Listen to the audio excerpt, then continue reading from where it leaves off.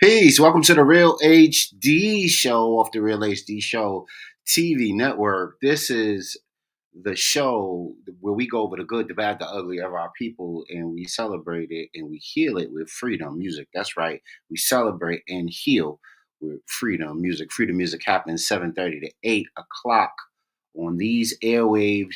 You put the call letters below like so and you can jump on board up top with us on stage live right before we go on, and you could jam out with us right here on the Real HD Show. I'm your host, the Vic, the victorious one, always here to ride with you and provide you that awareness so you can move fearless. Make sure we are like, sharing, and subscribing, turning on comments, and turning on notifications, giving comments, turning on notifications, all that good stuff, bringing people to the party, which is the Real HD Show party for self defense. All right, here we go.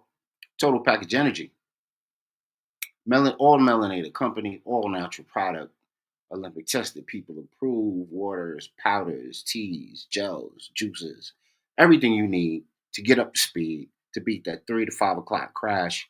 Get Total Package Energy. Also, bring 5 people, courtesy of yourself, to the Real HD Show as fans, as subscribers, as views, as likes, whatever the combination, and you will get a 4-night, 3-day stay at a American accommodation near you, courtesy of the Real HD Show and Redeem Vacations. We're going to move on um, at this point. Let me just keep going through some of the um, people that we want to highlight during our segment. We want to highlight Be Healthy Fresh Food Markets. Visit them all over Rochester. I believe they have 2 to 4 locations spread all over the place. Their flagship store on Genesee and their store on near the Sibley building right across the street. Go there for all your healthy eating and grocery needs. Also, Black House. Check out my homegirl Jazzy store on Monroe Avenue, 190 Monroe Avenue, second floor, for all your cultural and art related fancies. Go to Black House. Grand opening was just held. She's having all type of events there throughout the month of November and December and the new year. That's where you want to be for all things community. Black House. Check them out. Also, we had a fantastic show last night on In the Bonus. That's right, In the Bonus Hoop Show for hoop heads like you. We had a fantastic show talking about all of the machinations, all of the issues, all of the hot button topics that exist within the NBA and hoops in general. You know what I mean? So join us on In the Bonus, where you, if you're a serious hoop head, you can get hoop information for hoop lovers like you. All right, so we're gonna continue down the pathway of it. Um, and we are going to get into what we need to do for tonight. Okay? So tonight is really our shared video show.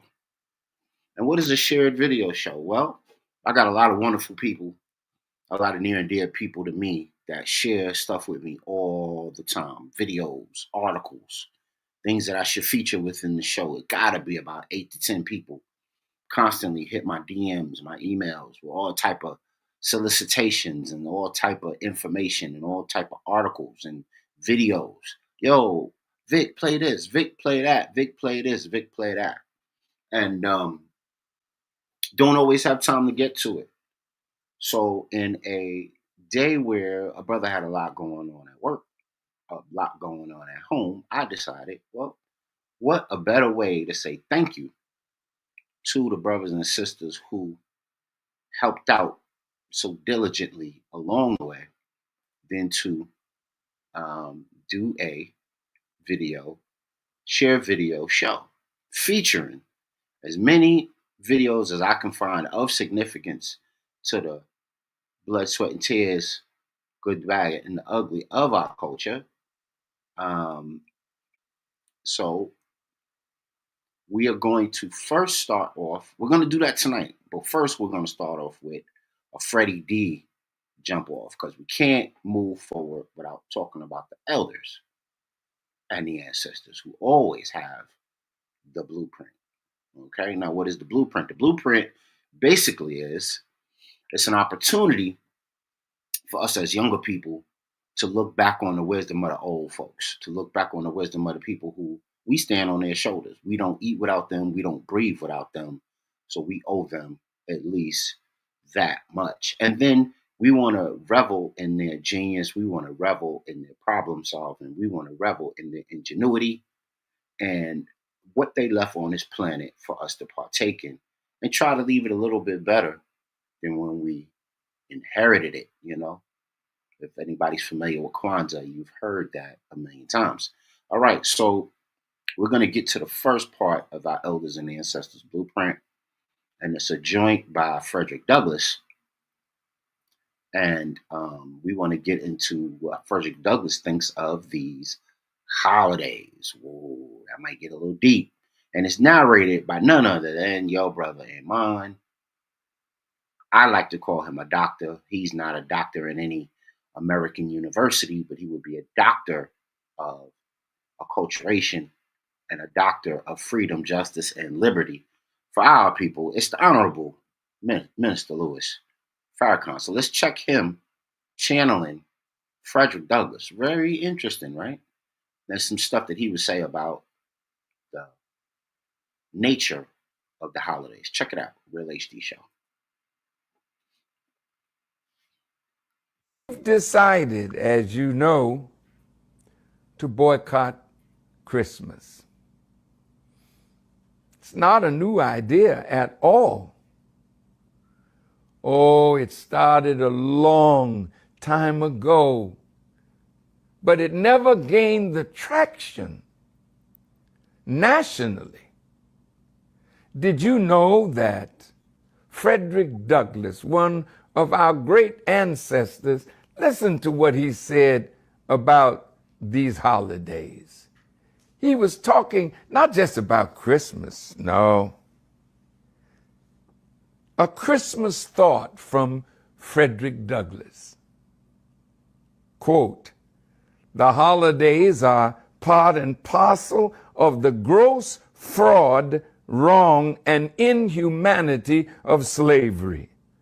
From what I know of the effect of these holidays upon the slave, I believe them to be among the most effective means in the hands of the slave master in keeping down the spirit of insurrection.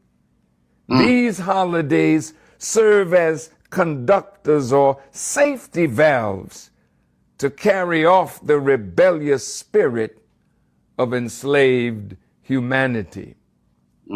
So all these holidays that have been introduced to us by our former slave masters and their children, they have a purpose. It let the slaves off for a day, which they really appreciated, and then they had games and competitions between the slaves, and then they allowed the slaves to take a drink. And they would give prizes out to the slave that drank the most and didn't show signs of drunkenness. And isn't that the way we behave today? Our days off, which is called their holidays, give us a day. And of course, the liquor stores are always busy on that day because that's the culture of the observance of America's holiday seasons. The greatest of these holiday seasons is winter holidays. And let's look at the money that the business people get for Christmas. All the holidays that America celebrates brings in a total of $750 billion. 750 billion and 602 and 1/10 billion of this $750 billion pie comes in just 2 months, November and December, which makes up nearly 30% of a retailer's annual sale. All right. So that was Brother Louis Farrakhan speaking and channeling Brother Frederick Douglass, for whom the Rochester Airport is notably named after. What did you guys think about the clip? What did you guys think about how that endears a reflection into what the holidays is, what the holidays has to offer? Uh, Peace. What's going on, sis? How you doing? I'm good. How are you? Good. Did you catch Brother Minister Farrakhan doing his imitation of Frederick Douglass? No, I did not. All right. Well, I want you to check this out. Okay. It's really good. I'm kidding though. He's not doing an imitation of Frederick. But he channels Frederick Douglass through his message. And I'm Mhm. play it again so Sister Aurora can hear it, and for everybody at home. So please, there's the call letters down below. Y'all tap in. Y'all let us know what y'all think of Frederick Douglass speaking on the holidays. And I thought there was a part that he was going to talk about the new year, because in that very same speech that Minister Farrakhan is relaying, he's talking about the way that Frederick Douglass looked upon the holidays. And Mhm. you probably know this already yourself, says, and he also says, then he gives his own synopsis at the end. But I'll say something that's going to add on to that when we go over this one more again on the Elders and Ancestors Moment on the Real HD Show. Check it out. Decided, as you know, to boycott Christmas. It's not a new idea at all. Oh, it started a long time ago, but it never gained the traction nationally. Did you know that Frederick Douglass, one of our great ancestors, listen to what he said about these holidays. He was talking not just about Christmas, no. A Christmas thought from Frederick Douglass. Quote, "The holidays are part and parcel of the gross fraud, wrong, and inhumanity of slavery. From what I know of the effect of these holidays upon the slave, I believe them to be among the most effective means in the hands of the slave master in keeping down the spirit of insurrection. These holidays serve as conductors or safety valves to carry off the rebellious spirit of enslaved humanity." So all these holidays that have been introduced to us by our former slave masters and their children, they have a purpose. It let the slaves off for a day, which they really appreciated. And then they had games and competitions between the slaves, and then they allowed the slaves to take a drink. And they would give prizes out to the slave that drank the most and didn't show signs of drunkenness. And isn't that the way we behave today? Our days off, which is called their holidays, give us a day. And of course, the liquor stores are always busy on that day because that's the culture of the observance of America's holiday seasons. The greatest of these holiday seasons is winter holidays. And let's look at the money that the business people get for Christmas. All the holidays that America celebrates brings in a total of $750 billion. 750 billion and 602 and 1/10 billion of this $750 billion pie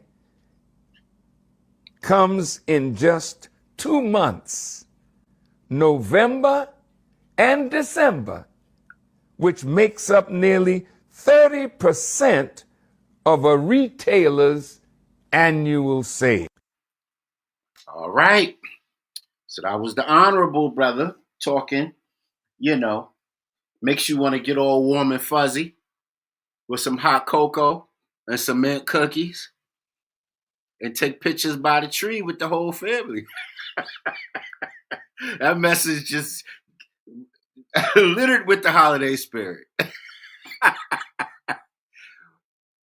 Absolutely. Yeah, I had to play that. A lot of truths in that particular piece. And Absolutely. No matter where you fall on this, it's just good to have the information. It's good to understand how the information is parsed out throughout the demographics of not only the calendar year, but how the sales in the United States are, I guess, Allocated or how they're aggregated throughout the entirety and of make it all up in 2 months. right. So, if one were to be looking to make one stand at attention, if a group was looking to get the attention of a larger macro group for whatever that might be, reparation, you might want to start by eliminating sales during Hey, that bro. month. What's your thoughts, Sister Aurora? If folks ain't listening and you shut the water off in November and December, they might start to listen a little bit, right? Oh, they sure will. You know? Peace, Brother Mozzie. What's going on with you, bro? How's everybody? Hey, brother, how are you? Doing good. All Doing good. right. Did you catch the video with Minister Farrakhan and Frederick Douglass? No. Yeah, we just played it twice. Really good video. It was him giving his own narrative response to Frederick Douglass' narration on his stance about holidays, and I'm sure you've read that before. Yeah. So Yeah. All right. one great point he makes at the end of the video is the amount of revenue that's generated during the November, December, January month. And he was saying that it was 30% of the GDP of the entire year for the whole country. 30%. So then I was asking Sister Aurora if there was a group, let's just say hypothetically, if there's a group that needs something or has been demanding something, and you feel like folks haven't been listening to you, and then let's just say, I don't know, you decide in November, December to turn the water off, you think you might get some folks' attention at that point? You definitely get their attention. The unfortunate thing is, if they was on top of things like they should have, they shouldn't be in that situation. Yes, sir. But, yes, sir. That's the other side of it. And you have to use. It seems like, especially as it relates to us, we may have to be turning some water off. Mm-hmm. Yeah. It's sad, but it's true. Look like we ain't gonna have a choice. Start putting some away. Because the things they got coming down the pipe, man, we still, we still throwing white parties and and everybody's still trying to get BBLs, man, and brothers getting they got wigs for dudes now, man. Yeah, the dude weave. Yeah, dudes getting flat tops and all kinds of Dude stuff, man. weave. Yeah. I saw those on TikTok. So They I'm got like, the boy, what they call those? The short dude implants now. yeah. They ready to put something up in your tibia and your fibia. Give you a couple inches. Listen, man. And there's some people out there who've been through that. Crazy, man. Crazy. I wish I heard I played one of them videos a couple years ago about when they they lay the crap down in the glue and then they they line it off. It's wild, man. Wild stuff. Wild stuff. Wild stuff. that it is. Yeah, man. All right, well we're gonna keep going because we got our AAT report, Healthy, Wealthier, and Wiser for a brand new you. Because we need cell power. And that's what we're coming to find out tonight. What can help us in that direction? Let's hit the theme music.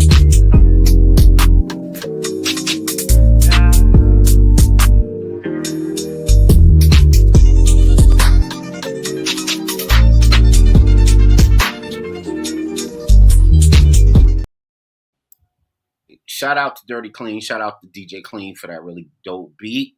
And tonight's thing we're going to look at, idiom we're going to look at for the AAT report, our health report, is going to bring us to Maccabee again. He just got so many really dope things, and this will be near and dear to the three of us because I know we're kind of, in that range where we could remember when folks used to get down with this. But Maccabee is going to talk about the benefits of castor oil. Hey, let's go, Brother Maccabee. Let's talk about it on the other side. Real HD Show. Monday. It's the oil of the castor bean. Thousands of years it's been on the scene. Said to be used by an ancient queen, could be part of your health routine. Used for many things, too much to mention. Skin conditions, infection, for your hair, relieve constipation, immune system, improve the function. Hydrator, skin moisturizer, face cleanser, acne reducer, pregnancy, labor inducer, weight loss, clothes could have fit a little looser, anti-inflammatory, give you a ease, put it on your joints, rub it on your knees, some use it for hair to help it grow, even on the eyelash and eyebrow. This might sound like a strange something. Some people put it in the belly button. Some of you might say, that can't do nothing. You might change your mind all of a sudden cause. In a way, it can make sense. Belly button was the way you got your nutrients from your mother in the fetus development. So give it a go before you make a comment. Some people use a castor oil pack. Soak it in a flannel and use it like a wrap. Circulation, indigestion, lymphatic system, detoxification, insomnia, and that. Topically, most people use it, but orally, you can only have a little bit. Some brands say, don't ingest it, and it's better if you get organic. A Medical Monday. Yes, I am. Yeah, man, that was really dope. Shout out to Brother Maccabee out of Brooklyn. Go to his YouTube channel. Please like, share, and subscribe to all his videos. He's got some reggae songs that he's got there too that need some love. Dope brother, man. Go check him out. He's got some really interesting information. Brothers and sisters that's on with me right now. I know y'all got castor oil stories because I do. Every Sunday. Yeah, man. Every Sunday. Just don't even matter. And it used to always happen Sunday around between 6, 7 o'clock religiously. Got a teaspoon. Open up. Line up. Line up, right. I was the oldest, Line so up. I always had to go first. And man, I don't know if oh God, man, that just. Hey, Sister Aurora, I didn't know this, but I didn't know it could help induce labor. Yes, so they say. Wow. They say help you what? Induce labor. Induce labor. I've heard of that. That girl, she been in labor too long. Castor oil. Give her a Just cup right of out. castor oil. There you go. Go get the Girl, you weak tussin. Go get the tussin. I tried to You walk had that mine baby on out for Junior. 3 miles. People were like, "Get in the car." I'm like, "No, she's got to come out now." Like 3 Yeah, miles. you get that. We trying to have him on Junebug's birthday, so you need to take this castor oil. And it ain't. They don't call it oil. It's oil. Oil. That's right. Oil. Castor oil. Castor Yeah. oil. Woo. No But you doubt. know what, though, man? There's a lot of stuff like that existed back then that we took. It may have been dangerous, but we don't know because you know what? We live to tell about it. And castor oil is not. It's I don't know how it's made, but it's not synthetic. You know, and as much as we may want to go to all like GNC and some of these other spots, man, to get stuff like that. The thing, I guess what I'm really getting at is the beauty of castor oil was that it was cheap. And you go to the store now and you try to be healthy and say you want to find something like castor oil from when you was younger. Man, you wouldn't be most people wouldn't be financially able to afford that stuff, man, not on a regular basis. Castor oil was cheap. We always had castor oil. We never ran out. How is that? How's that possible? You know, how's that possible? You never run out. Never ran out, man. We ain't never run out. Yep. Used to look at What's odd is now I'm back to using castor oil, but it's like, look, give me that stuff my grandma used to give me. Right. Yeah, but you know, you go to these stores now and you try to get something like that, like flaxseed oil. You know, you're looking at a little 16 ounce, man. You're talking $27 or something like that at one of these health food stores. Flaxseed's supposed to be good for you, but people can't afford that, man. And once again, the argument that it's cheaper to get fast foods than it is to get healthy foods. Exactly. So the chemicals and the synthetic stuff is just cheaper, man. I mean, and I still think that a lot of the natural stuff that we that's out there could be a lot cheaper. But I think what happens is we've created a classist system around that. Because I remember when I started really paying attention to that stuff when I got out of college, I grew up around it and everything, but I didn't pay any attention to it. That's just what you did. You know what I mean? Now you're out on your own. You got to go to the store. Okay. Well, let me go to Shop and Save and see if I can find some Castile soap.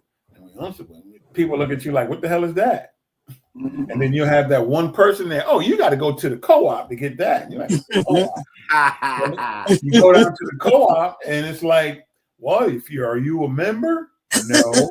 Okay, well, it's $5 more. You're like, God damn. Right.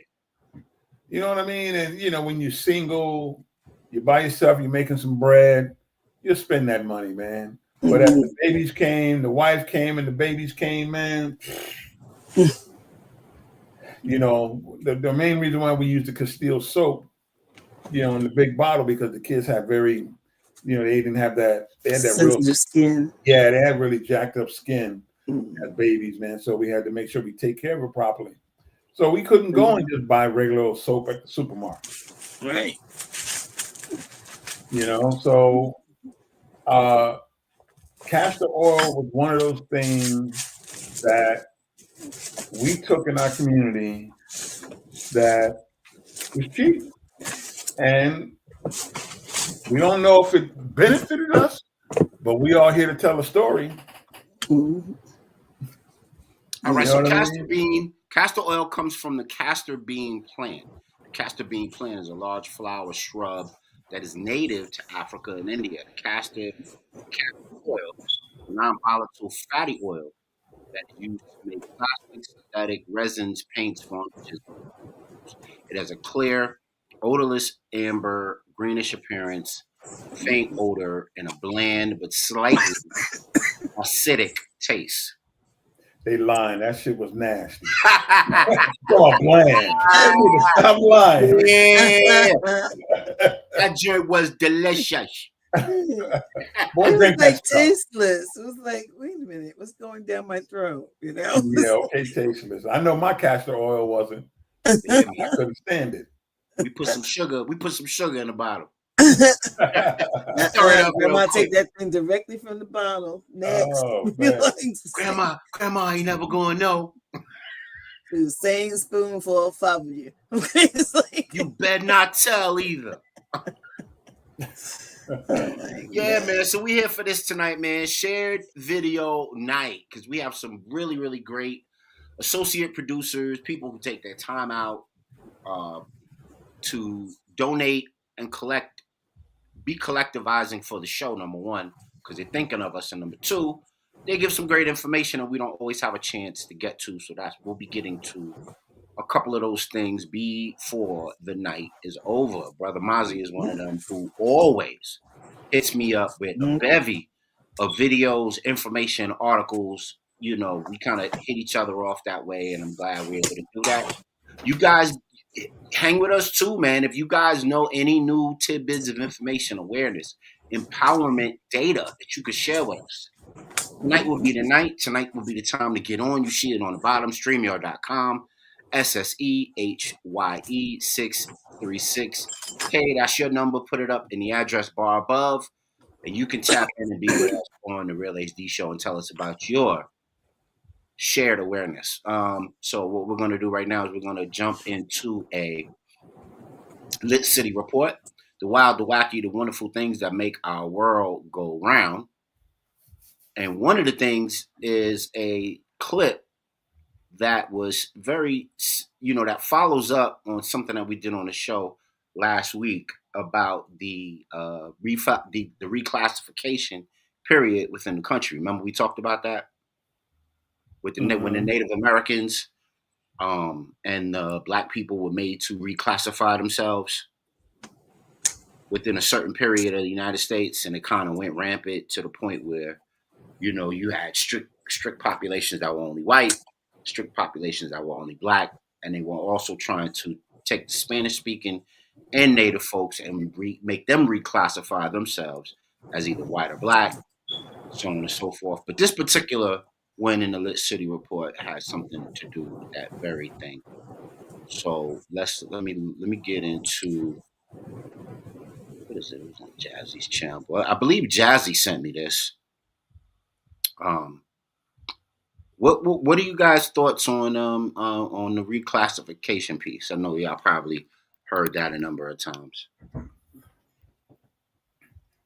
Well, it goes to just, when we talk about reclassification, even think about it as Black men, we, even after they've done, giving us all different kind of, like ethnic and racial titles, we didn't even have a gender title.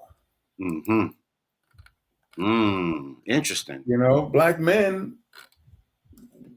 were considered genderless. The only thing they did think about us was that we were barbaric sexually.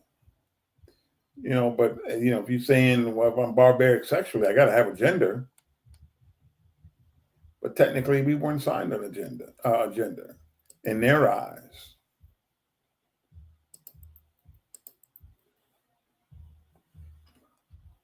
Do you think the 3/5 of the human being piece has something to do with that?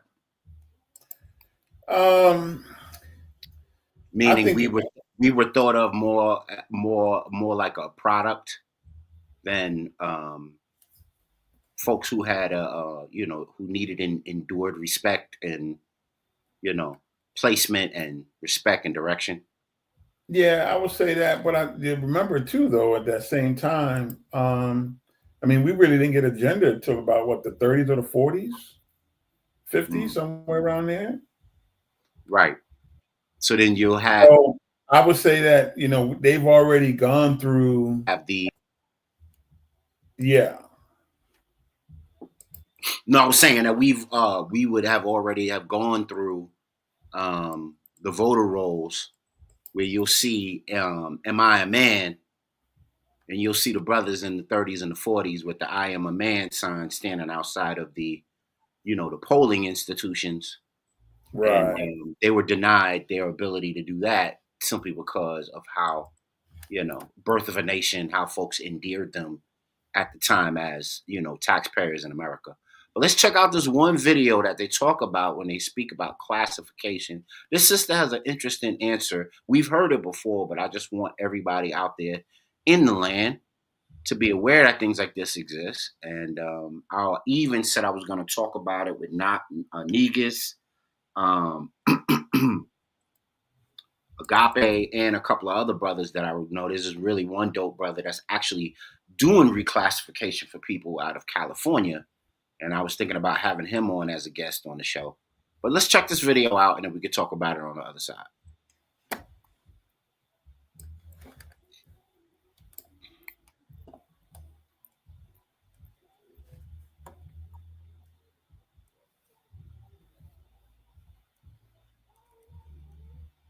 Why y'all scared of Project 2025 is because y'all haven't done y'all declaration of trust. What I mean by that, y'all have not created an irrevocable trust and taken back ownership of your trauma.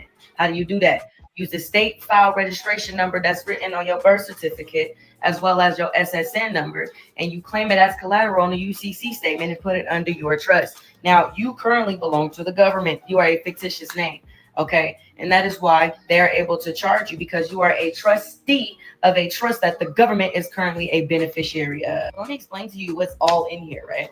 We have a security agreement, a legal demand notice, a Form 56 that makes the Treasury your fiduciary so you can perform a private banking trust. You also get a W-8B-N form and affidavit that will help you file for tax exemption. You even get a public servant questionnaire that you can give any officer that pulls you over. Why is this important? Because you are currently under statutes, acts, and codes instead of under common law. That is why you are being charged to travel. This is why they can ticket you and charge you for commercial crimes. This is why they can tax you under the 16th Amendment. SPC DIY guide, link in bio. I can also file the paperwork for you. Here are some testimonies. How do you feel like it went? I couldn't have.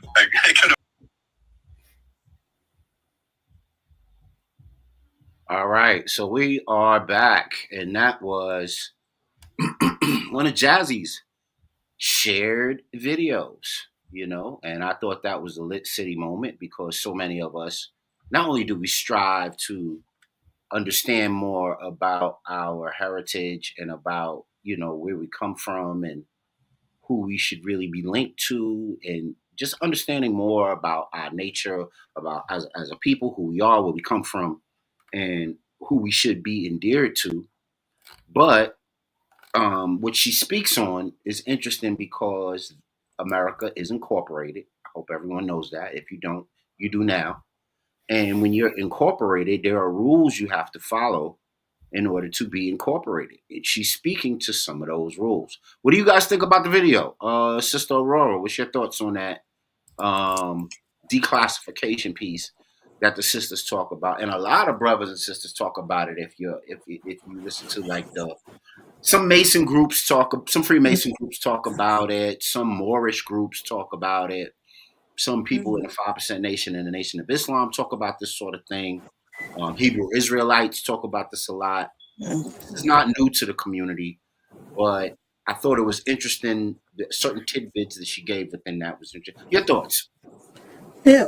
Well, again, it is not new to the community. It goes all the way back to, if you remember 1954, when education became a platform for everybody to take a look at. It's not that they really cared, but, they wanted to get everybody to take a little look at it. And so again, there's nothing new under the sun. It's that, how are you going to change it, if you can. But it's always good to hear, that the mantle is continuous and people are looking to dialogue about it. Yeah, it's been around for a long time. I'm just, we always have pockets of individuals that talk about it, but various people from the Moorish community to Nation of Islam and others, it would be nice if they adopted it wholesale. Very good. Very good. You know why? Because then it would add the legitimacy to it that we say it has. But for those who have tried to do it and have gone alone, the Wesley Snipes, they end up owing money and doing time. So I understand it in theory. I've heard it enough times now over the years that I understand it 100%. But I want to see these major organizations that promote it, all your members should be adopting it. Fair. No, that's fair. That's fair. And also, what I thought was interesting is the very language, because I was vibing with, of course, student of Steve Coakley. I was vibing with a guy named Ron Glass, who's supposed to be like a constitutional sheriff. I don't know if you guys are aware of that title. There's people who can arrest politicians in pockets of the country because they are donned with the constitutional sheriff designation. And if those politicians or elected officials are breaking the Constitution, you can arrest them under those codes. Now, Mm-hmm. some people like to say that it's fraudulent. Some people like to say it ain't. It goes all the way back to the Jefferson days, the John Quincy Adams days, and Mm-hmm. their want for the new document that rules the country to be respected to the utmost authority. Long story short, you mentioned what you mentioned, and it's interesting because I was doing some things in my journey to be um, unclassified, if you will, and the very same way that the sister was talking about doing that for your naturalization status, it's the very same way you do it for if you're trying to get out of your automobile restrictions that they give you down at the DMV. It's the very same process. Mm-hmm. Very same process. So if you believe in what the Constitution says that brothers and sisters have the right to travel, and it's an unalienable right of travel and mobility, which it actually is, the very same process that you would use to make your driver's license revocable, and so that you could drive without those sorts of credentials, because they've put that into certain categories that most people may not fall into. But it's the very same naturalization process you would do to get out of being in part of America Incorporated. But you make a great observation when you say if groups and clandestine organizations pump it, they should buy them and their members should buy wholesale into it, and that would and lead by example that way of how you get this done. Agreed. No. That's absolutely on point. Um, Lastly, in our Lit City report, the wild, the wacky, the wonderful things that keep your life worth round, we're going to go right into this joint that I found on blacknews.com. It's honoring 5 students, right? Our babies just keep getting brighter and brighter despite being slighter and slighted. Let's talk about this right now on the show. So we got Black students out Montgomery Public Schools honored at Manufacture the Future event with Hyundai Awards Night. So it says um, November 21st, approximately 200 middle students on teams of 5 Montgomery schools were selected to pitch their projects to be recognized by a Hyundai Top Secret Fellows organization at a highly anticipated awards night for the Manufacturing Future Hyundai program. Held in Hyundai Motor Manufacturing in Alabama headquarters, the event celebrated the innovative ideas of young minds from this year's second cohort as they addressed the challenge in designing sustainable and innovative mobility solutions for humans living by 2050. Founded in a partnership with Apple and Alabama Power Foundation, ED Farm is an organization that empowers educators and adult learners not only to thrive in today's digital age, but prepare for tomorrow's advancements. I'm trying to get to what the babies did. It says STEM. It says the STEM program manufactured the future with Hyundai. It says to address the critical needs of Alabama's automotive sector. The 9-week curriculum was developed by the Ed Farm and challenged students to conceptualize future forward mobility solutions and equipping them with essential STEM skills. Um, I'm trying to find out I'm trying to get to the point of what they did. It says the work they're providing to our students and educators is not only transformative but aligns perfectly with our 21st century curriculum. MPS is proud of our scholars, and we're so excited to share our celebration with the community. So what I'm getting here from this, let me see if I can see. Okay.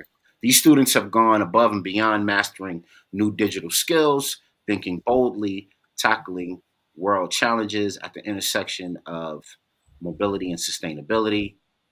Um, Partnership was created where students can not only dream big, but also actively design innovative mobility solutions that pave a better way for their future.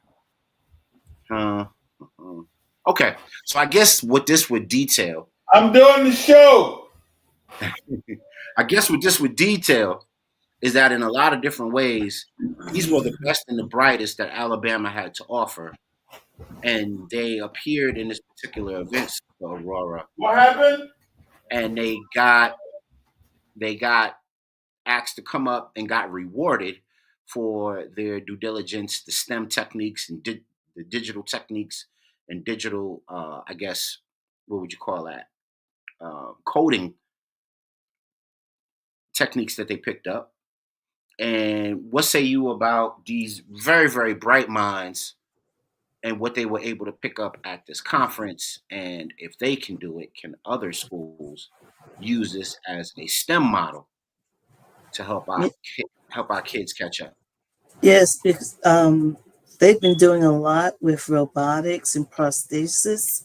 Uh-huh. And so those young people have also been making them a little bit more lifelike in terms of the control it has. And I mean, they've shown from this young kid in Africa all the way up to the young lady in Maine how they are making prostheses and those kind of things come a little bit more alive for the person who has to, I guess, have them.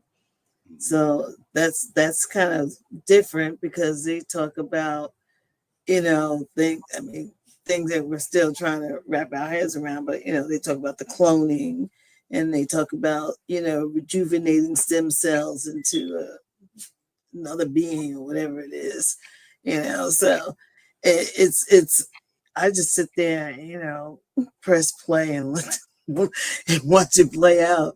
It reminds me so much of all the things that Star Trek has shown us. Right, you know right. yeah. So if I'm vibing with you, you see it on Star Trek, you see it on Star Wars, you see it on all of the sci-fi stuff.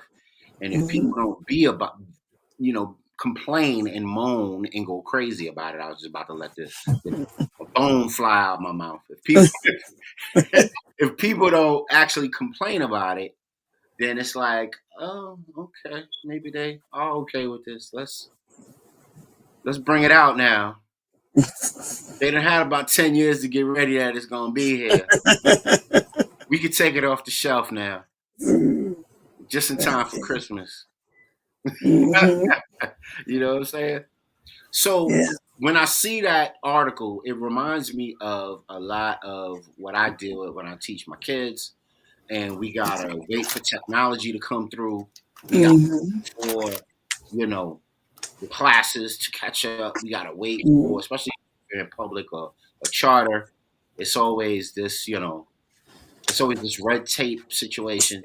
Whereas other groups and other capacities and other learning environments, they get their technology right away. They get the curriculum Mhm. right away. They get everything. First day of school, it's all doled out as proof Right. positive of what it has to offer. Do you think events like this, if repeated throughout the country, would allow us to close the digital divide? Would it assist in that? I'm not saying it's the panacea, but would it assist in closing the digital divide? Because maybe you might get some kids actually interested in doing some stuff on their own with this, especially if they see that there's opportunity at the end of the tunnel for it. And if they can get that sponsorship, that gives them There you go. they're gonna have to be the technology has to be at their fingertips as well. So things don't, normally come in full fashion as they should in some areas. So unless we sit there, the digital divide is a socioeconomic, uh, you know, thing. It's like you can't afford it, so you can't have it, you can't touch it. But some of these kids know how to start programming and all kinds of other activities that they can sit there and get through the matrix. Well, it's better to bring them on and teach them and sponsor them. And it's not that hard to give out some of this technology, but it's like, why are you going to give somebody a computer, but you're not going to run you're not paying for the internet or the service that goes with it. I'm like, if you're going to come with a gift, come with it. It needs you need technical assistance. They need technical support where they can call it up or something like that. You need the payment of whatever provider or service that it can run through. So some of those gifts have been very hollow, and they've been still sitting in boxes in people's corners because they're like, "What am I supposed to do with that?" Well, the beauty of it, I think, is it starts to get our kids to looking at this stuff differently. Mm-hmm. We get in as end users, which means we're always just an end user. Mm-hmm. And end users to me are nothing but consumers. So now you're talking about a different exposure to seeing and making the connections to showing them this is what you can do with this. Mm-hmm. And I think that was one of the reasons why MySpace was, I felt MySpace didn't go out of business because MySpace was horrible. I think there was a concerted effort to shut down MySpace because remember when my people used to develop some beautiful pages, Mm-hmm. music, they had Flash, they had all kinds of things going on all these pages. And so what that started doing was it started to bridge that digital divide. Mm-hmm. And we didn't want all these kids doing that because it was free. Kids had access. That reminds me of that computer that they put in the middle of Sri Lanka. It was some dude. He did something. He made an experiment. It was like a rock or some sort of mound formation, and he dug out what would be space for about one of them old school rotary telephones to fit in, and he stuck a computer in there, and he powered it up. And I guess he paid whoever he had. It was a case study. And don't you know? Did you hear about that one, Brother Monty? No, I didn't hear about that one, but I know someone who did something. I'll look it up in a minute. But there was a native village out of Sri Lanka, and it took them all but 2 weeks to master the entire thing. All they did was keep the computer on night and day, and anybody who wanted to come up and mess. The kids mastered the whole thing in 2 weeks. They were sending emails. They were doing everything, just like that. No doubt. Yeah, man. So That's I just want to show everybody that as a lit city moment. Go ahead, bro. I don't know if you guys remember the hacking group called Anonymous. No. There's a worldwide network of hackers called Anonymous. And I mean, these guys were just good. They can get into the Pentagon, they get into all kinds of shit. Well, one of the top guys ended up getting busted. Come to find out, and the kid tells a story. It was on 60 Minutes. I'll never forget it. He tells a story of how it was just him, and how he learned. He said his mother was basically cleaning offices, I think it was, and somebody threw a laptop in the trash. So his mom took it out of the trash and brought it home and gave it to her baby. And he was a frumpy little Spanish kid, chubby. He wasn't, he was like, I'm just a kid who go to school and come home. He got this laptop. He said, we ain't never had no laptop, and he's in the school in the Bronx. He's like, I ain't know what a laptop looked like. So he went to the local library. He started learning. Within a couple of weeks, he was already hacking into his neighbor's wireless, and that was all he wrote from there. This guy, Wow. I believe it. he was. Tell you how smooth this dude was. All of a sudden, a couple months down the road, man, he had a brand new apartment, paid for, furnished. He finally, he got him a girlfriend. He ended up as his wife. They had some kids. Now this went on for years. Money.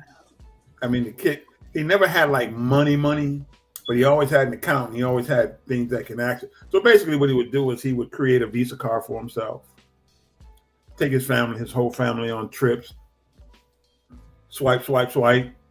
Card disappears. Now he goes back into the system. Card disappears. Never was in his name. I mean, this guy was doing some crazy stuff, man. And then some of the anonymous guys, some of these Eastern Europeans, Russians, Asians, all over the world, they found out about him and they were like, yo, why don't you be down with us? But what happened was he ended up getting sloppy. He said they would have never caught me. It's just that he had something to do and he got sloppy and he left himself open to get caught. So what they did to him was, they told him either you can go to jail or you can give us access. He said, I'm not going to snitch. What he ended up doing was he allowed them to put a keylogger on. So as he's communicating back and forth with some of the other guys in the group, and that's how it was maybe about 10 years or so ago, where they had this big shakedown where they were catching all these big hackers worldwide. And he was the one who brought down the network. Wow. But I say this to say, here's a Puerto Rican kid in the Bronx he wasn't a good student, technically. He just who was given access and was given some items, and look at where it took him. Yeah. I mean, that's kind of the story of them dudes from the Bronx, man. We fly like that. But anyway, so we're gonna get right into. Y'all let us know at home what y'all think about that story. Please put it in the chat. Let us know where you're at. That also reminds me of the whole Frank Abagnale piece with Catch Me If You Can. Exactly, because he works for the FBI now. Yeah, they take the best and the brightest. Same thing with Russia. Russia, I believe it was either a year and a half or 2 years ago. They started hiring all these like people that was breaking past their firewall. Yeah. Like if you're good enough to break past our firewall, you got a job. You know what I'm saying? You got a job. Yep. Come through. I got a check for you. Big bro Putin gonna hook it up. Because if you that good, we don't need to have you nowhere else but right here. Now you know who don't have good hackers, believe it or not? The Chinese. Believe it or not. That's outrageous. You couldn't convince me of that. I'm gonna tell you why they don't have to have good hackers. Because where was everybody buying equipment from? Where was it being manufactured? Right. So we don't have to have great hackers. We just put a back door in there. That allows us to connect to the, to the back door. Right, give us access. Exactly. Exactly. So I don't have to do nothing dynamic. And that's how the Chinese always get it. We think they're hacking into everything. Like, no, you brought that Dell for me, buddy. I can get into that Dell. Right. That LG TV over there in that corner. See when that red light come on? Yep. You on candy camera, my guy. There you go. Say hi. Technology is so important. They did that. They did that. What was that whole thing they did, bro? With the mirror, the city mirror. Remember the city mirror where you could see city to city. Yep. All over the globe. China just built that stuff right in, man. And that's why I say they don't have great hackers, because they're not blocked out. And now they got to try to punch a hole through something. They already built a little hole there for themselves anyway.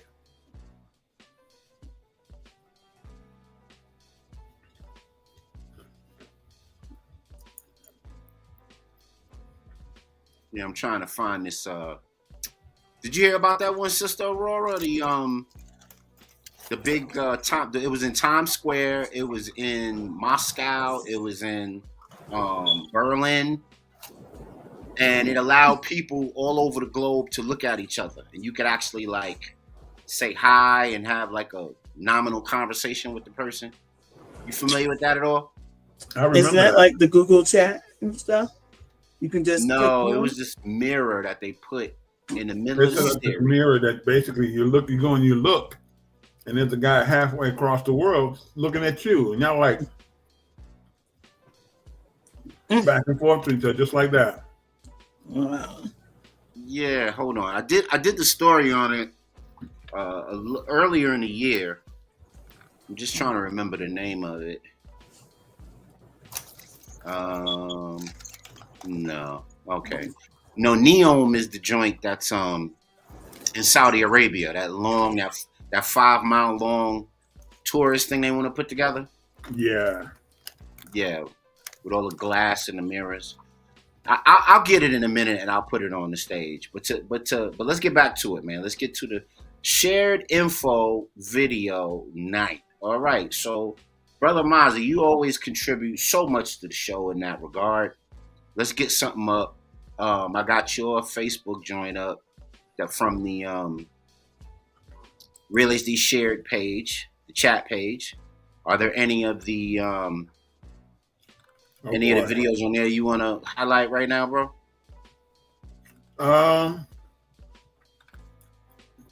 Any one of them, man. I think all of them are good. I think. All right, so let me put this Say one they on. are. Let me put this one on right now. This is the one with Dr. Francis Cress Wilson on here.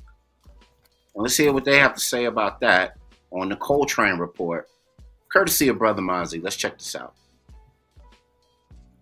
From Howard in June 1975. In November 1974, while still at Howard, I heard a rumor that I was going to be blocked from promotion and tenure because of my views, not because of my academic work. And I went immediately to the Dean of the College of Medicine, Dr. Marion Mann, and I asked him, I said, Dr. Mann, I hear that I am going to be blocked from promotion and tenure because of my views. And Dr. Mann responded, to be frank with you, Dr. Welsing, this paper that you wrote, and I said, the Crest Theory of Color Confrontation, he said, yes. He went on to say that it did not make sense for me to say that white people were envious of black people because white people lack skin pigmentation. And we went on from that point. But let me make one correction. My theory does not say that whites are inferior to blacks. I don't say that. I say that whites feel that they are inferior because they cannot produce skin pigmentation and because their status as, I say, a variant of albinism is genetic recessive to blacks, and they can be genetically annihilated by non-white people, that this is what causes that sense of inadequacy, that they have built a total behavioral system that is a compensation. White supremacy is a compensation for a sense of white genetic inadequacy. I was dismissed from Howard, fired from Howard. All right. So we're gonna stop sharing that. And bro, why did you want to share that with the show? What was I know I didn't get a chance to Because you know tell what it you. is? A lot of people don't know her story. Mm-hmm. And that little piece kind of gave you a quick, she's a legitimate professor, doctor of psychology, Right. and a lot of people don't know that. They just know about her. They see the clips, that sort of thing. So I thought it would be good for people to just know her history. And who better tell her history than her? Right. Right. Right. And it sounds like she went through, unfortunately, what a lot of academicians and people who are in the field of teaching pedagogy go through when you get to a certain rung and you want to move into the ED, PhD space, but you don't necessarily toe the line. You don't give them the, uh, thesis work that they think should be um, rewarded with the doctor title attached. Especially someone of her caliber. Because remember, Yeah, she's a clinical psychologist. yes, and clinical psychologists can also prescribe medicine. Right. Right. And then, of course, a lot of that stuff is predicated on who would follow behind something like that as a marker for credible science. Because, of course, all that science, Sister Aurora, is marked by precedent and marked by accreditation. And if they gave her accreditation for those thoughts, it could be generations of students to come that follow that Yeah. accreditation and that line of thinking. And what would our people look like if we all decided to become doctors like Dr. Cress Wilson Mhm. and solve some of these existential problems once and for all on an academic level, and then pushed it out to a societal and then environmental level? Your thoughts on Dr. Cress Wilson and her troubles earning the title of doctor initially? Because she wasn't the only one. There was another sister too that was denied that as well because when she went to Howard. But go ahead, sis. Oh, I mean, I have nothing just to add to her. It's, her esteemed. If you owned a black bookstore, then you had her books, and you had, pipelines to seeing her in person, or where she gonna be over at Hofstra, or we can get over here.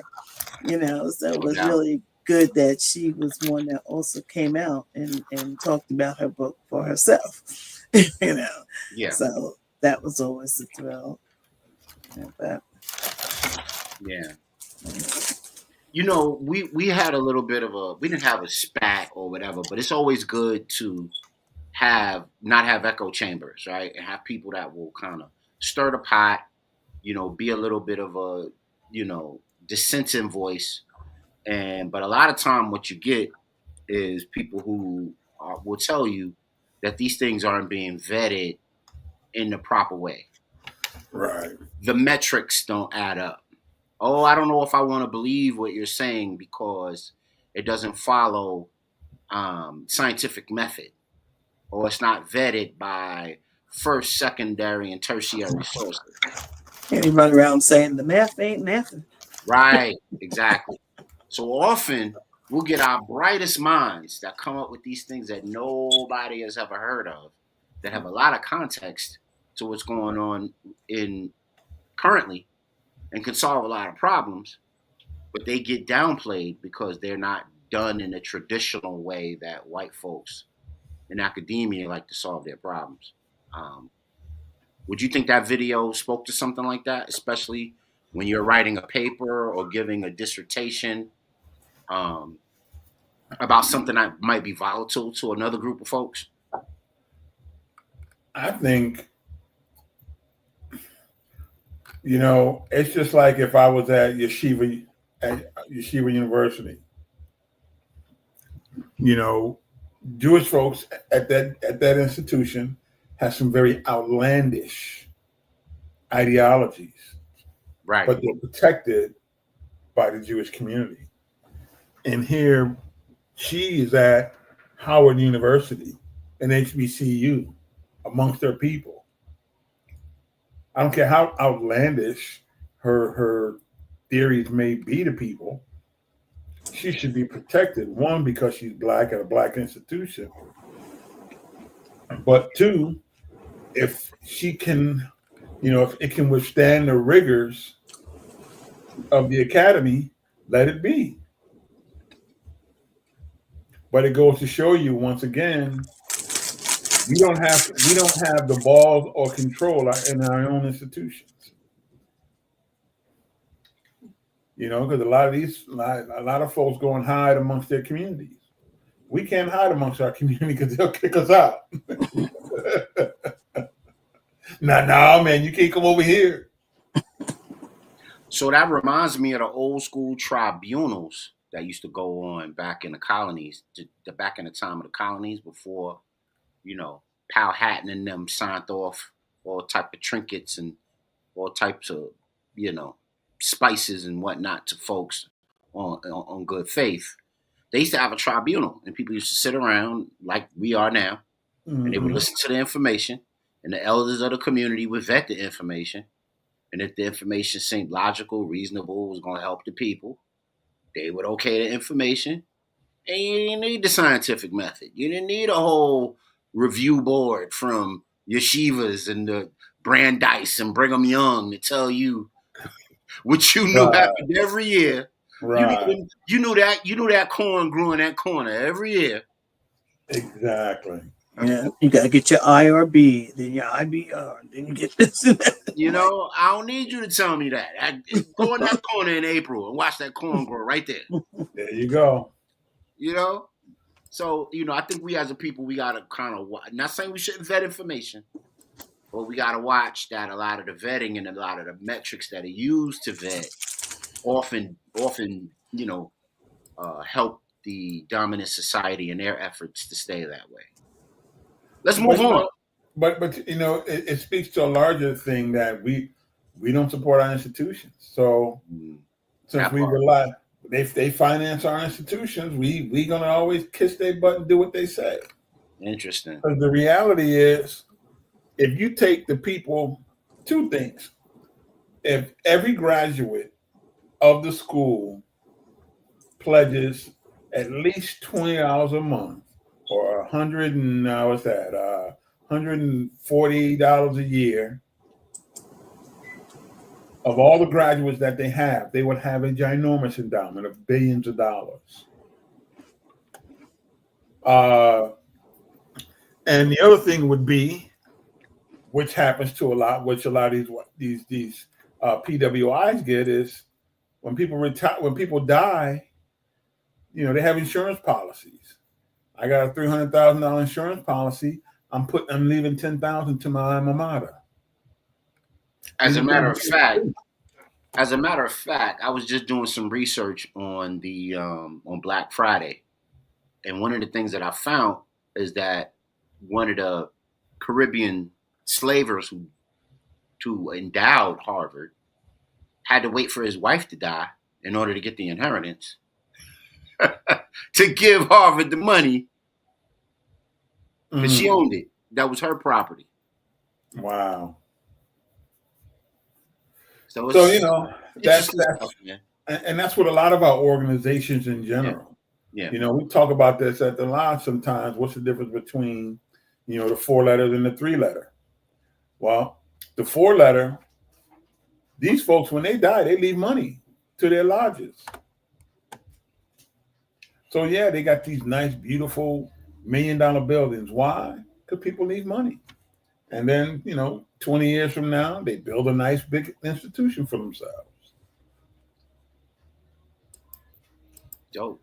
We gotta start thinking along the lines of, we're smart people, and we gotta be a little selfless, because we're very selfish as a people. We buy into the independence of America and the individualism, and we don't take care of things that look like us, man. You know how disheartening it is to know a guy like what's his name, Dr. Dre, when he gives like $50 million to USC or something like that, and you're like, bruh, you know how many people you could have sent to school on that? Right. Exactly. Or just put it in set up an endowment that gives out the interest every year to a couple of students to go to school.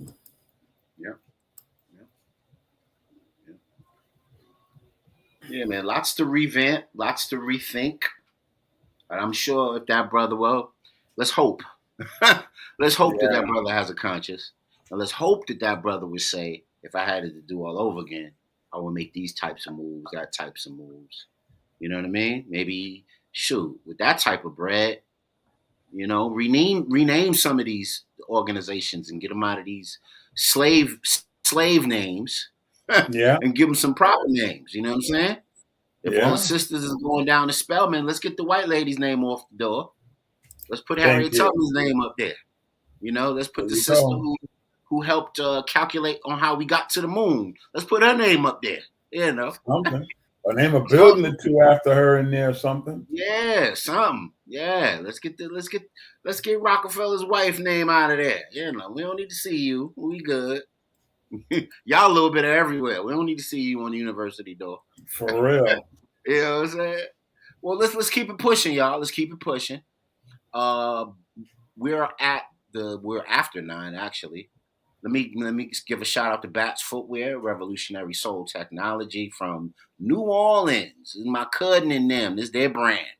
So please, if you see these on the shelves, they're a cross between Huaraches and Van sneakers. They're meant to curtail the foot, make sure the sole is protected, make sure the shins and the knee joints are cushioned and supported while giving you a fashion focus. Check out Bats Footwear at a store near you. All right, so now that we're done with that, let's keep on moving into our shared video night. Well, this video comes to us from Brother Mecca, who's on the show plenty times. And this has been circulating all over the internet. He sent it to me a couple weeks ago. He did it on his own show. I thought it'd be cool to put it on here for us to have a little conversation about it. Let me look for it real quick because I had it pulled up, but we got into all kind of other stuff. Okay, I got it. Cool. All right. So this Asian guy invites a white guy out to dinner, and they start talking about the true intentions of, a lot of white folks, and what they truly intend and what they truly mean outside of the double language and the double speak that you often hear and the political correctness that you often hear. So let's hear this really interesting conversation. Real HD Show, shared video night. Check it out. Because his entire campaign is not based in facts. It was all based in propaganda and emotion. I voted for Donald Trump for one reason only. His policies, if implemented, would slow the dispossession of whites in the United States. If he were to deport all illegal immigrants, if he were to think very hard about letting in any Muslims, all of this would slow the rate at which whites are becoming a minority. Why are you so worried about the white dispossession of America? Because I want my people to survive. Is that so strange? We don't control China. We don't control any place where whites are not a majority. And if we become a minority, we will not control our own destiny anymore. I grew up in this country as a minority, as the children of immigrants. I was their first child born in America. And while I didn't have much possession or didn't much control, I really enjoyed myself. And I think that if you ask a lot of Americans, they would say that I had a lot to offer this country. According to you, I guess I would be perpetuating the dispossession of white America. That is true. That is true. Would you say that you wouldn't want me in this country? At some point, when my ancestors built this nation, they did not build it with the intention of giving it away to Mexicans or Chinese or Haitians or to anyone else. Do you consider, you keep saying your ancestors built this country, you consider that a fact? Who else built it? Black people, Native Americans, Chinese people who came and built the railroads. Do you think none of that could have been Italian achieved? people. But they're Europeans, aren't they? But you believe in evolution, right? Evolution, I think, explains a great deal. So, according to evolutionary theory, we're all out of Africa. So, at some point, your ancestors were sub-Saharan Africans. So what? At some point, our ancestors were unicellular animals. So I'm saying at any point in time, we could say you were an African. So you're choosing to pick this point in time and say you're a descendant of white Europeans. Why do you think I'm choosing this point of time? Because it's in favor of your politics at this point. It's because I'm alive now. Come on. My issue with you is that I don't think you have enough compassion and vision, not because I don't like what things are now, it's that I have hope and belief in what they could be. Look. All right, so you guys can watch that. I was trying to get the name of the Caucasian guy that they're having dinner with. I was trying to remember him. Do you remember his name, Brother Mozzie? I do not. he's been on various talk show circuits, Fox News, maybe even what's the guy overseas, the English dude, Pierce Morgan. Pierce Morgan. He's appeared on Pierce Morgan's show. That's fairly political. Right. Sister Aurora, what did you think when you heard the conversation and then you heard the justification that the guy gives for the behavior treatments of other people? What's your thoughts? Oh, you got to turn on your mic, sis. Uh, it's a true it's a true fear of theirs, the extinguishment of our race, or not being able to own anymore, or you know navigate the finances anymore. And so they really feel that they are extinct. Always doing, oh well, here's the browning of the world, and here's this, you know, you were minorities to begin with, but they don't understand that. They just figured out how to use the gun. Mm, right. It's too bad he wasn't equipped with enough information, because he could have beat him over the head with, if you were that concerned, then you would have not allowed for the Chinese to come over. You would not have allowed for all these other groups to come over and run roughshod in their country, or the Western. Remember the whole thing about the Western brain drain. You want to show to everybody how great America was and what you guys had accomplished, and you let them come over here, and achieve and get. But part of that is to displace Black people. And now you're seeing the end result of your bad decisions, Yeah. especially amongst the people that love this country unconditionally. So I think if he would have been able to say something like that, and I don't think anybody's ever said that to him, I think what people do is they want to argue with him from their perspective of being that minority and that kind of thing. And like he said, he's first generation, so he probably have a bunch of white friends, and they all skateboard together. And I shouldn't say that, but that's kind of what I was, the vibe I was getting. So now he's starting to get hit in the face with being Asian and not being liked by white people, and he really don't have a great response to it. Yeah, man. You know what that conversation reminded me a little bit of as I was listening to it initially? It was giving me Superman to Man vibes by Yes, J.A. Rogers. J.A. Rogers, yeah. Yeah, it gave me vibes about that book and about how the porter was having a conversation with the senator, and I'm not sure he made the senator do a 360 from his viewpoints, but he certainly taught the man a lot about the contributions of melanated folks and how faulty his own worldview was, like you just spoke about, brother Mazi, and Yeah. how he needs to vet his own worldview in a logistic way to see if it holds up. You know what I mean? But Sister Aurora, with nature, nature always has a way of self-correcting. Nature will go scorched earth on you if you let it. If it needs to, if it needs to correct something or balance something out, nature will go straight brown, burn earth on you. You know what I mean? We looking at them wildfires every year in California. Yeah. That's nature saying we got to balance something out. You know what I'm saying? Y'all can't just be living it up out here year after year with no, just living high off the hog. You got to be some balance to this. Y'all can't just. The other half of the world is living crazy, and y'all living like kings and palaces all over the place. Yeah. They scorch the earth and then bring the mudslides. Yeah, man. So, I thought that was an interesting conversation, and it always, sparks a lot of controversy, sparks a lot of back and forth. Let us know at home how you think about that conversation. And does it remind you of the book like it did us, Superman to Man by J.A. Rogers, where, the porter, who was a brother, educated one, had to prove himself. And basically, he talked the shoes off this senator who thought he knew it all.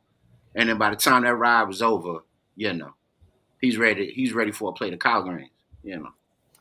So let's continue to move on, man. We got a shared video night. So, Sister Aurora, did you send us any videos? And if you didn't, it's fine. I just want to make sure that if you did send us any, we get a chance to play whatever you were able to send. I think I did. Okay. I can't remember the name. Did you send it through your DM with me, or did you put it in the chat? Chat. You put it in the chat. Okay. So let me go to the chat real quick. You remember how long ago this was? Am I gonna be able to find today. Or yesterday. Oh, today? Yesterday. Oh, okay, cool. Was that soon? Good. I thought I was gonna have to go back a month or so. No. Or whatever. Okay. So as soon as that loads up, I'll find it and put it up. Jasmine sent us the Christmas cookie pick and mix party recipe. Y'all sure to jump on time of year. Y'all sure to jump on Jasmine's pick and mix recipe. I'm sure it is. I'm sure it's dope. Oh no, you sent us the Dr. Francis Cresswell's in peace. Good stuff. Sister Aurora, you sent us that. Yes. Oh, dope. Okay. Thank you. I didn't even realize that. I thought it was Brother Mozzie. All right. Very nice. Very nice. So the next video up is a shared video by my brother Sev Adaris Fett. He's been on the show several times. We're going to get into what he sent as soon as it loads up. I think it must have been an Instagram video. Okay, it's up. So let me share my screen. We can take a look at it. This might be the last one for the night because it's already 9:30. Yeah. So we'll look into this. We'll have some commentary. And then we might even do a part 2 of this because I want to make sure that everybody who does send videos to the show get their videos represented on the show and we get a chance to build on them. But check this out. This is about Denzel Washington being chosen for Macronus as the Roman general who winds up becoming emperor in the new movie that's out. So let's check this out. Africa. And in real life, they probably would have looked much more similar to each other than they're portrayed on screen. This feeds into a general racial problem that we see in most Roman world movies, where the people who are not in charge are people of color. But actually, in the Roman Empire, particularly at this period, we see that people of color were pretty common throughout the Roman Empire, and they did have roles that were pretty important throughout Rome. In particular, at this period, we have a whole empire, an imperial family that's descended from North Africa on one side and Syria on the other. So certainly the rulers in Rome at this stage are people we would consider brown.